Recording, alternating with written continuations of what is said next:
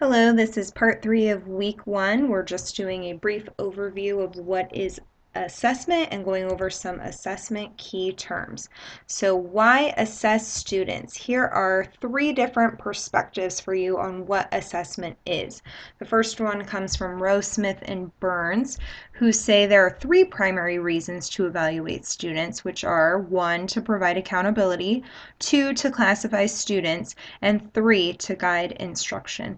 An interesting perspective there. Interesting that accountability is the number one reason to provide assessments, and it's not surprising in the era of No Child Left Behind and high stakes accountability, and that we're giving the assessment to classify a student as either on grade or not. And then lastly, to guide instruction. So it's a little interesting, that definition perspective. The second one from the International Reading Association, the primary purpose of assessment is to improve teaching and learning. It could be argued that in order to improve teaching and learning, we need to be held more accountable and classifying those students and giving them the intervention they need. So maybe those perspectives are one and the same. I don't know.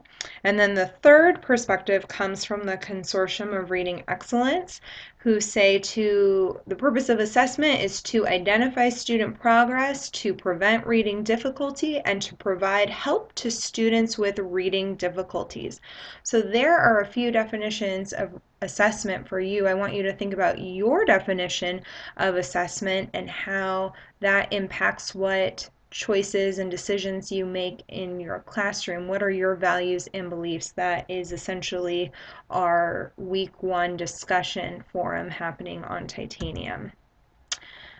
All right, assessment terms, formal versus informal assessment. See if you can remember from maybe 508 the difference between formal and informal. So formal is the use of published standardized tests, whereas informal are alternative assessments that don't include those standardized tests. Other terms, can you think of examples of informal assessments? These would include things like observations, anecdotal records, checklists, rubrics, conferences, interviews. Even running records are considered an informal assessment, but they do have a structure. So through this course, you're going to learn the difference between a structured informal assessment and then a classroom-based informal assessment. The classroom-based or curriculum embedded are more loosely just in the moment kind of thing, whereas the structured informal assessments may be like a rubric or have some sort of protocol to them. Formative versus summative. Do you know the difference between the two? Think for a second. Formative would be the assessment for learning. It's done before and during teaching, and it helps determine where you're going, the course that you are going to follow. Summative would be the assessment of learning. It's the after the fact assessment in which we look back at what students have learned, such as an end of course or end of year examination. A lot of times people think just because I'm giving an end of the unit assessment, it's summative. But if you're actually using the results from your end of the unit assessment to do some reteaching, then that would actually be a formative assessment. So for summative assessment, if I were to give you a final at the end of this course and then not use any of that data to do any reteaching or anything like that, that would be a true summative assessment. Norm versus criterion referenced. You know the difference between those two. Norm referenced is when we compare a child to other children in a particular domain, so thinking of percentiles and rankings and scores, like that would be norm referenced assessments versus criterion referenced, where we are just comparing the child to themselves and what they know in a given domain. Have they mastered a particular skill or task? Reliability versus validity. Reliability would be the extent to which we can generalize our results across time and across different interpreters. So if your results are reliable, it shouldn't matter the time of day you gave the assessment or who gave it to them. The conclusions should still be the same. in contrast to validity, which is when the measure or assessment actually measures what it claims to measure. So if we claim we're measuring fluency, but we're actually only measuring speed or rate or one part of fluency, that's not a true fluency measure. We want to measure all components of fluency, including prosody and accuracy, in addition to just rate, so that test would have poor construct validity. I know I'm going through these a little bit fast, but you'll have time to read the IRA terms for assessment and then process through them a little bit more on your own. So authentic and performance-based assessments. An authentic assessment includes tasks that are a good reflection of the real-world activities of interest. So if you say, I'm going to give a reading assessment now, and you just have them read consonant, vowel, consonant words in isolation, that's not really an authentic assessment of the process of reading. Performance-based assessments is an assessment that involves the demonstration of a particular skill and often the process of accomplishing a performance specific to that skill.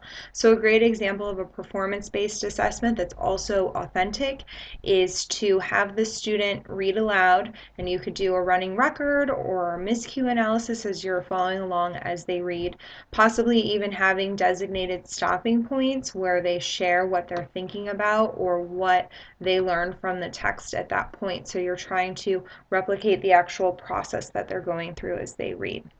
And then portfolio assessment is assessment that uses a systematic and multifaceted collection of work that represents a student's development. And you can have the student select the work to go into the portfolio. You can give them criteria for work that you want in the portfolio. There are many different ways to do the portfolio, and we'll talk about that more in the class.